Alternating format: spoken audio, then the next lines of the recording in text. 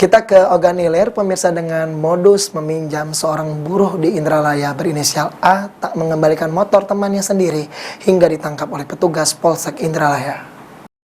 Inilah tersangka Ali, 22 tahun, warga Dusun 7, Desa Sakatiga, Kecamatan Indralaya, yang berhasil ditangkap petugas polisi Polsek Indralaya. Tersangka ditangkap atas dugaan penggelapan motor milik temannya sendiri. Korban Jaka Satria, pelajar yang beralamat di Dusun 3, Desa Palem Raya, Kecamatan Indralaya Utara, Kabupaten Ogan Ilir. Kasih Humas Polres Ogan Ilir, Ibtu Haris, mengatakan kejadian tersebut terjadi pada Senin sore ketika korban yang sedang asik nongkrong bersama temannya, tersangka datang dengan modus meminjam motor korban untuk mengantar rekannya ke simpang jalan lintas timur Sumatera. Namun setelah ditunggu sekian lama, tersangka tak mengembalikan motor korban hingga korban menderita kerugian 18 juta rupiah.